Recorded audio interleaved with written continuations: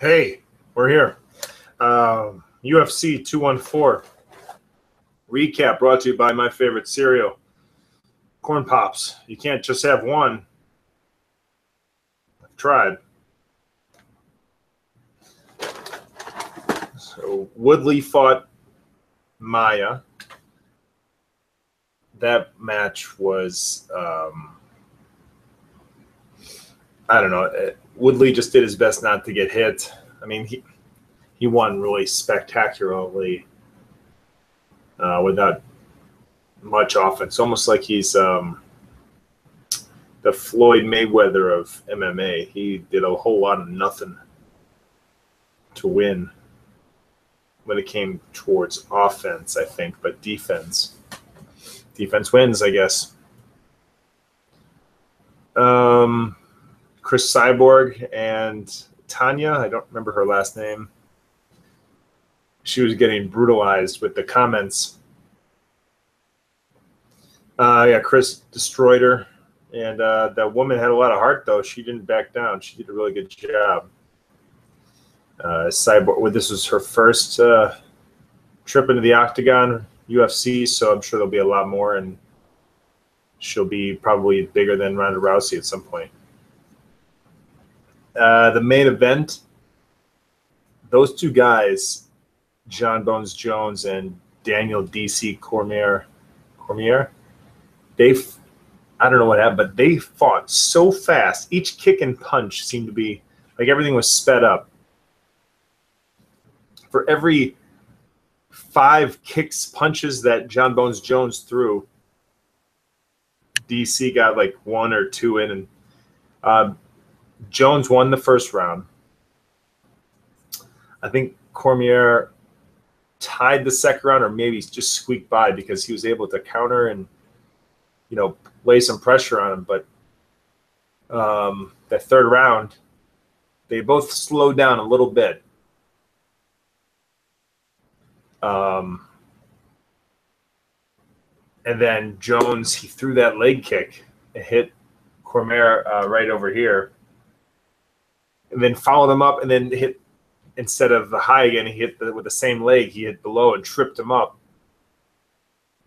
And Cormier kept stumbling back further and further and further, and finally hit the ground. And I counted it.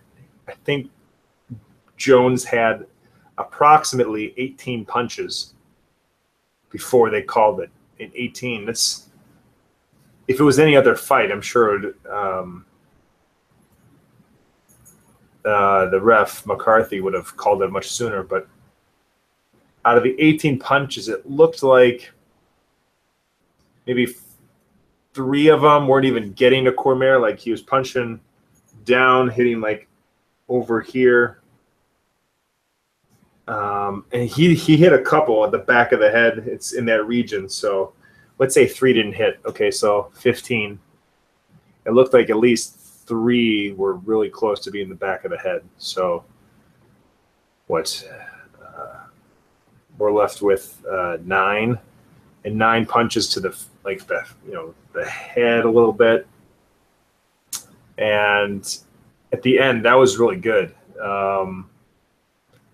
That was an awesome fight. That's like something that ended really well. Let me see here. At the end, Cormier was surrounded by people. Like Cormier didn't know where the hell he was.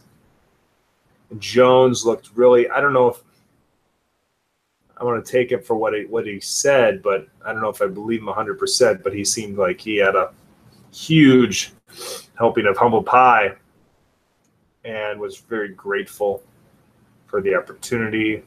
And I think he apologized to the fans and said thank you to the fans. And then he said thank you to Daniel Cormier for giving him the fight. He said Daniel Cormier is a champ forever, which is really cool. I don't know. I believe. Let's watch a few months down the road and see if he's still that way.